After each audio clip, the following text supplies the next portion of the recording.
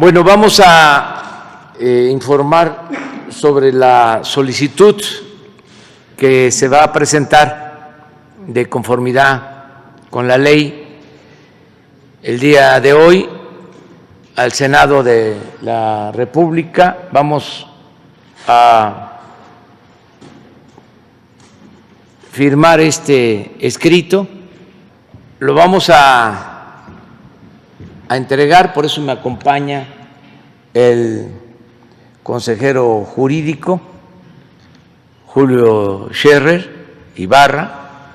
Se va a entregar hoy a las 11 de la mañana al Senado. Vamos a entregar este documento, me informa el consejero jurídico que ya estableció comunicación con los representantes del Senado, tanto con el presidente del Senado como con Ricardo Monreal, que es el coordinador de los grupos parlamentarios en el Senado, y van a recibir este escrito. Quiero comentarles que es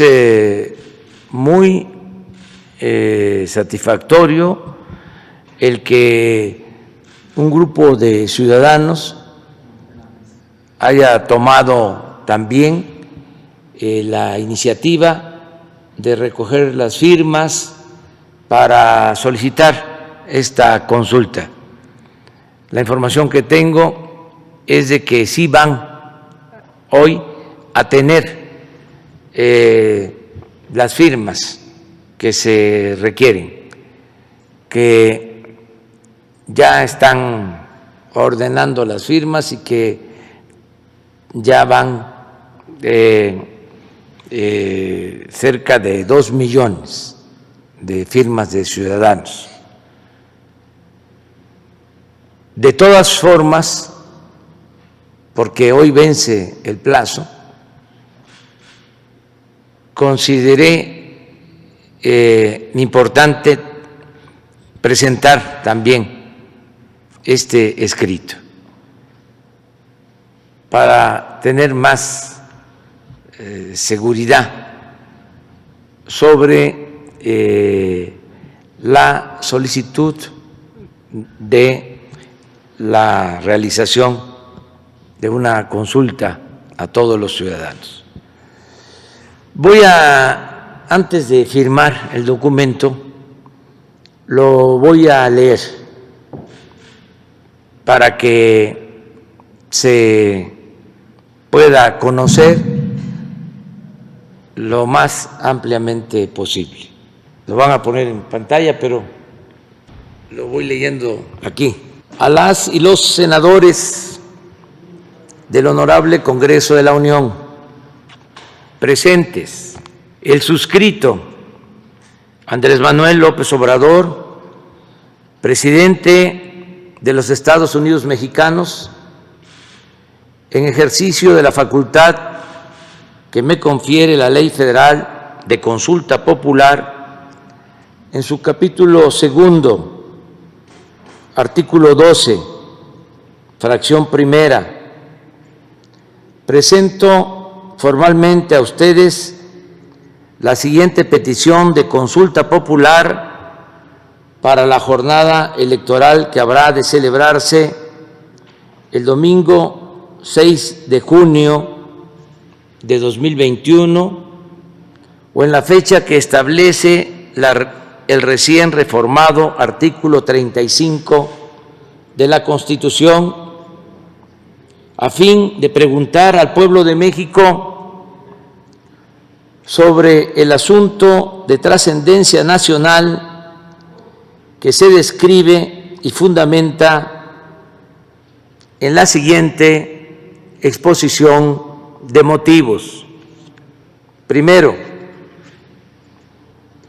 entre el 1 de diciembre de 1988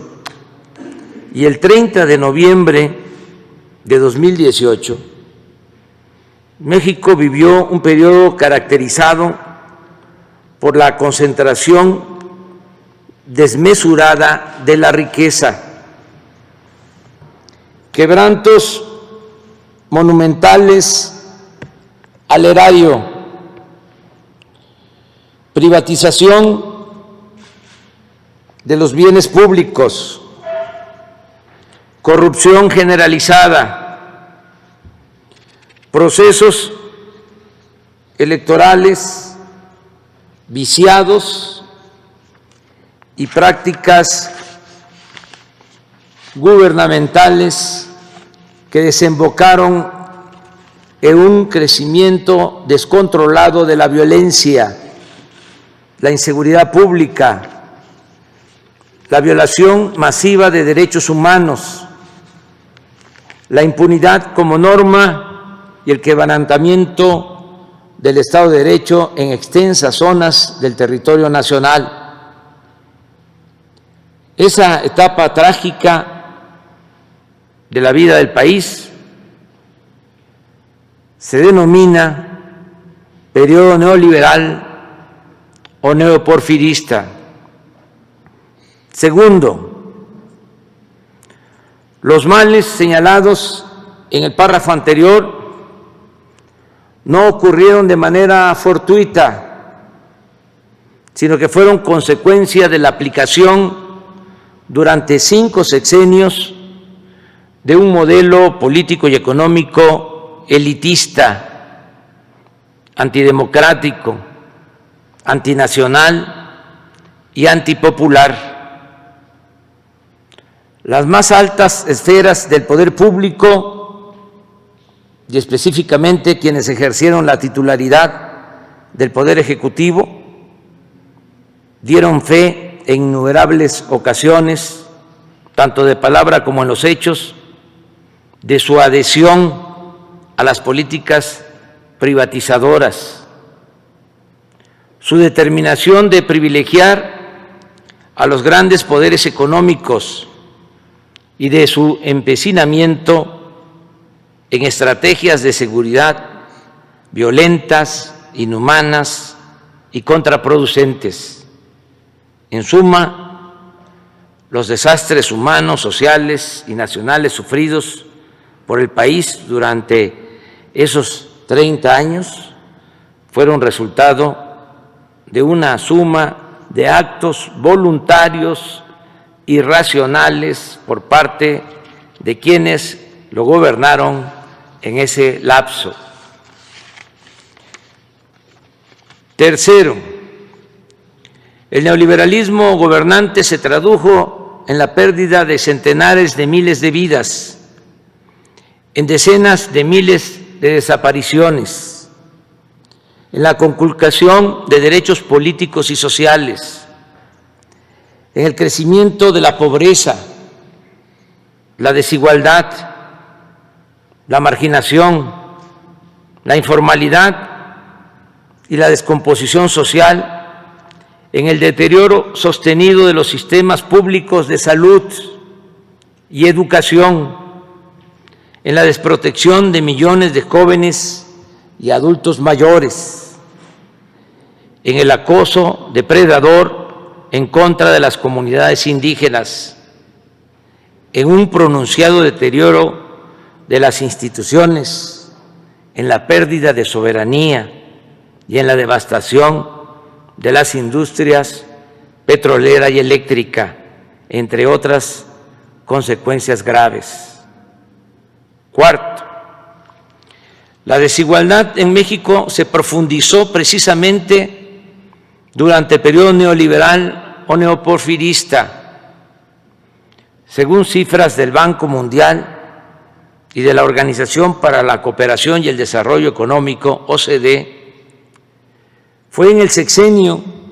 de Carlos Salinas de Gortari cuando crecieron más en nuestro país las diferencias económicas y sociales entre ricos y pobres. Y no es casual que al mismo tiempo se entregó a particulares, nacionales o extranjeros una cantidad sin precedentes de bienes públicos. un dato. En julio de 1988, cuando Salinas fue impuesto mediante un fraude electoral, en la lista de la revista Forbes, en la cual figuran las personas más ricas del mundo, solo aparecía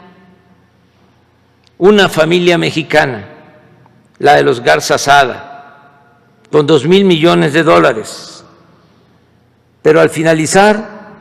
aquel sexenio, ya estaban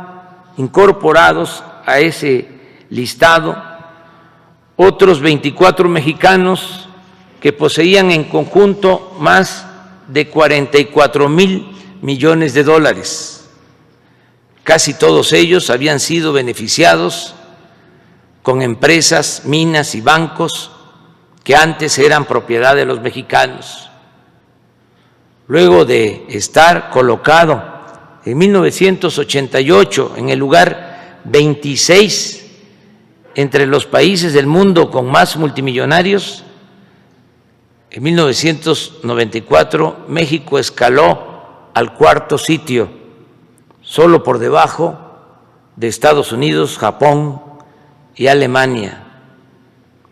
Quinto, el presidente Ernesto Zedillo continuó las políticas privatizadoras de su antecesor y las llevó hasta sus últimas consecuencias. Privatizó bienes nacionales como los ferrocarriles, pero además adjudicó al conjunto de los mexicanos deudas privadas por un monto de 552,000 millones de pesos en el marco del llamado rescate bancario de 1998. A la fecha, aunque el país ha pagado a los bancos 700,000 millones de pesos por bonos del FOAPROA, esa deuda pública asciende a cerca de 2 billones y no terminará de saldarse sino hasta el año 2070. Sexto, Vicente Fox Quesada llegó a Los Pinos como resultado del anhelo social de alcanzar la democracia y la alternancia. Sin embargo, cuando se acercaba el final de su gestión, intervino indebida e ilegalmente en el proceso electoral a fin de impedir el triunfo de la oposición. Tal intromisión no solo fue reconocida en el fallo con el que el Tribunal Electoral del Poder Judicial de la Federación legalizó el turbio proceso electoral de 2006, sino que el propio Fox, quien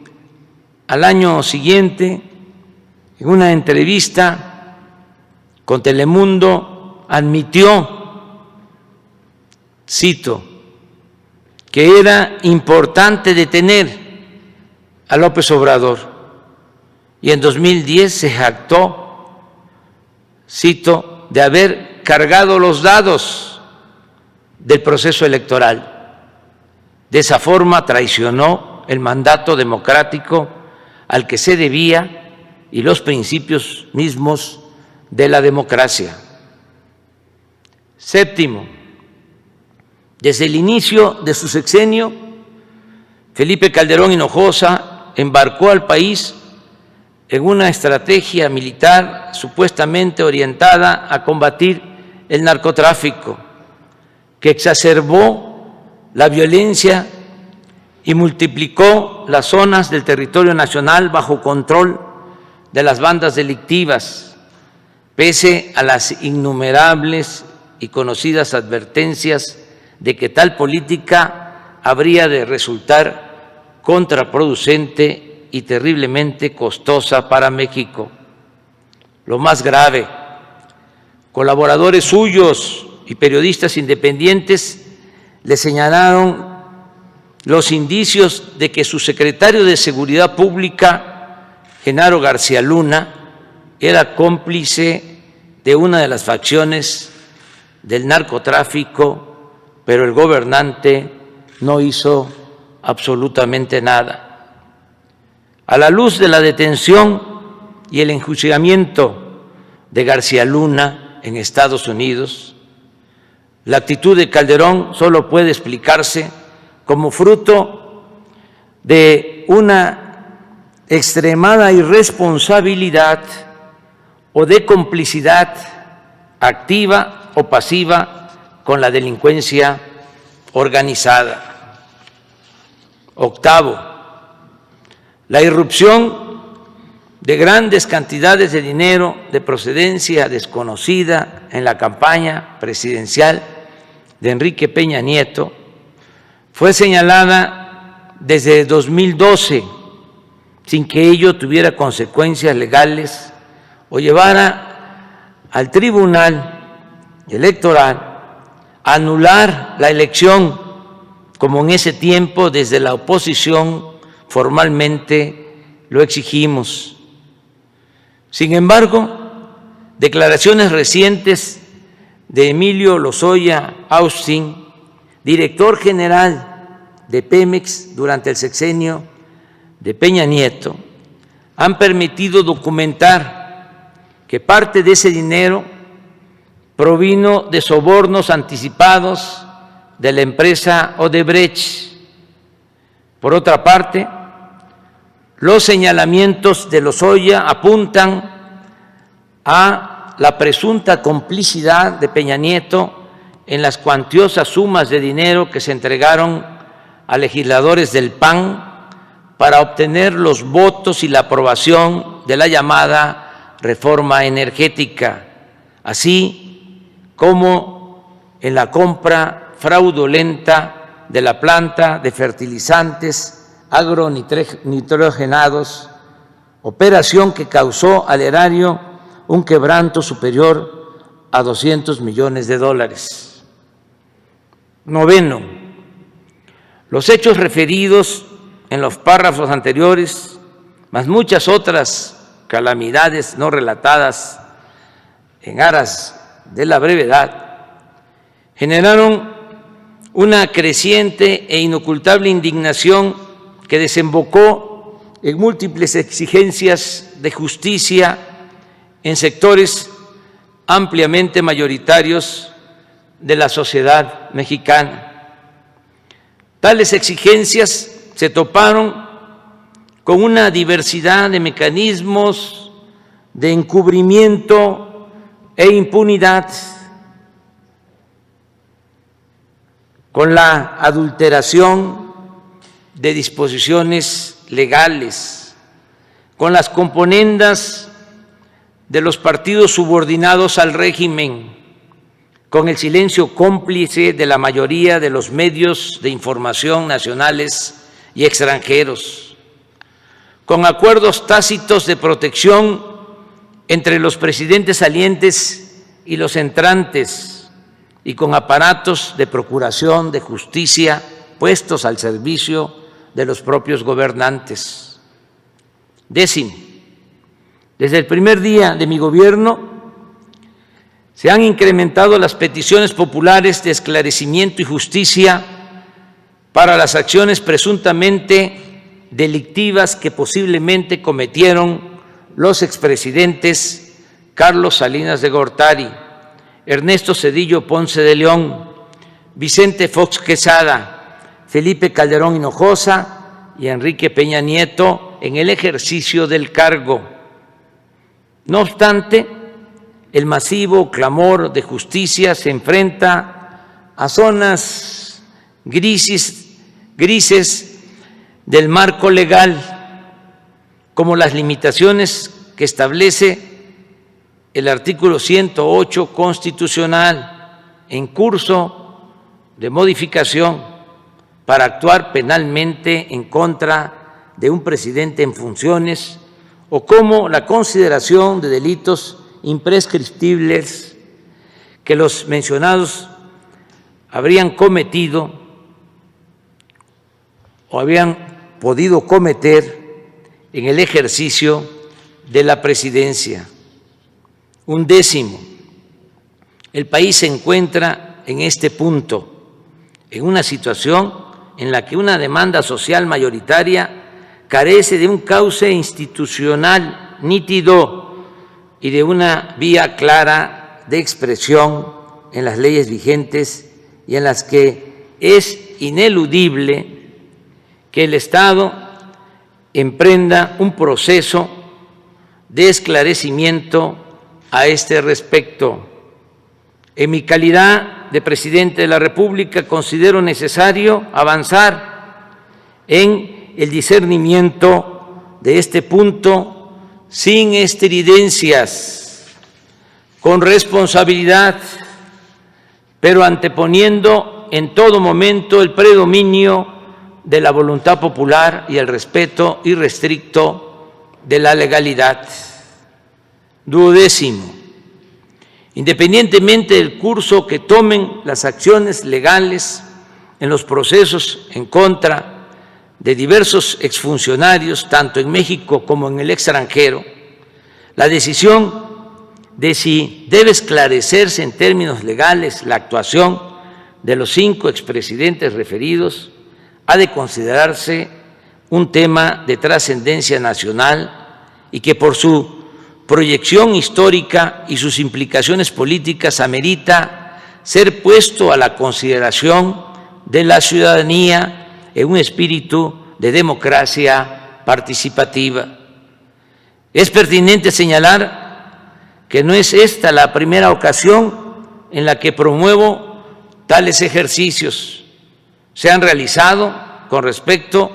a la construcción del aeropuerto en Texcoco, la planta eléctrica de Huesca, Morelos, la cervecera de Mexicali y el Tren Maya, y he promovido la inclusión en la Carta Magna de las consultas regulares de revocación de mandato. 13, en mi toma de posesión, consciente de la relevancia y las implicaciones de juzgar penalmente a quienes ejercieron la presidencia, propuse la realización de una consulta popular como un paso necesario para resolver sobre este delicado asunto. Si el pueblo da su aprobación, las instituciones responsables de desahogar las potenciales acusaciones tendrán un enorme respaldo para realizar esa tarea con absoluta libertad.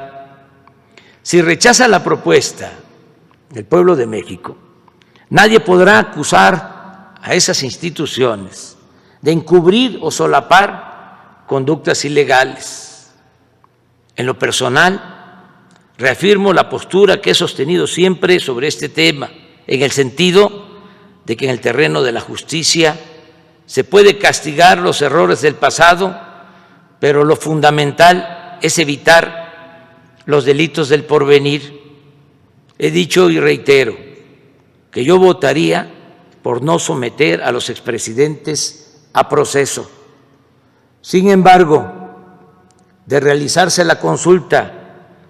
respetaré el fallo popular, sea cual sea, porque en la democracia el pueblo decide y por convicción me he propuesto mandar obedeciendo. En otras palabras, nunca traicionaré la confianza del pueblo y no seré cómplice de la impunidad, ni voy a ser tapadera de acciones turbias del pasado, pero tampoco pretendo impulsar represalias contra nadie, porque como lo he afirmado en numerosas ocasiones, no es mi fuerte la venganza. 14, el ejercicio de la consulta popular sobre la viabilidad de iniciar procesos legales en contra de los expresidentes es en sí mismo un precedente necesario para prevenir la repetición de conductas indebidas en el ejercicio del poder y un deslinde con respecto a la impunidad y encubrimiento que caracterizó a los gobiernos neoliberales, una forma de despejar la ambigüedad legal que ha imperado sobre las responsabilidades de la figura presidencial y una reafirmación del principio de soberanía popular contenido en el artículo 39 de nuestra Constitución Política. 15. La presente petición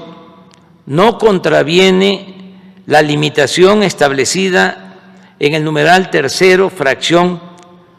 octava del artículo 35 constitucional, en el sentido, cito textualmente, de que no podrán ser objeto de consulta popular la restricción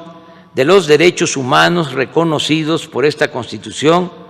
y en los tratados internacionales de los que el Estado mexicano sea parte, ni las garantías para su protección. No es así, por cuanto la consulta solicitada tiene el propósito central de llevar a un cauce legal claro un asunto de interés general y trascendencia nacional y posibilitar, en su caso, juicios apegados a derecho y respetuosos del debido proceso. Por el contrario, la consulta popular pedida reafirma el derecho a participar en los asuntos públicos estipulado en el artículo 25 del Pacto Internacional de los Derechos Civiles y Políticos y el 23 de la Convención Americana sobre Derechos Humanos, y reafirma el derecho a la justicia plasmado en el artículo 17 de la Constitución Política de los Estados Unidos Mexicanos. 16. El tema que motiva la presente petición de consulta popular repercute en todo el territorio nacional e involucra al conjunto de la población en términos del artículo 6 de la Ley Federal de Consulta Popular, al estar involucrados sus intereses e instituciones y dado que los hechos que la originan revisten por sí mismos una importancia y gravedad tal que es preciso someterlos a este mecanismo de participación ciudadana. En consecuencia, y en cumplimiento a la fracción tercera del artículo 21 de la Ley Federal de Consulta Popular, propongo la siguiente pregunta: ¿está de acuerdo o no con que las autoridades competentes, con apego a las leyes y procedimientos aplicables, investiguen y en su caso sancionen la presunta comisión de delitos por parte de los expresidentes Carlos Salinas de Gortari, Ernesto Zedillo Ponce de León, Vicente Fox Quesada, Felipe Calderón Hinojosa y Enrique Peña Nieto, antes, durante y después de sus respectivas gestiones? Por lo aquí expuesto, solicito respetuosamente a ustedes, primero, tener por aceptado en tiempo y forma el presente escrito. Segundo, dar cuenta de la presente petición de consulta popular y turnarla a la Comisión de Gobernación y, en su caso, a las comisiones que correspondan para su análisis, dictamen y cumplimiento de las etapas procesales correspondientes, con fundamento en lo dispuesto por la fracción primera del artículo 27 de la Ley Federal de Consulta Popular y demás disposiciones aplicables. Palacio Nacional, Ciudad de México, 15 de septiembre de 2020. Voy a firmar.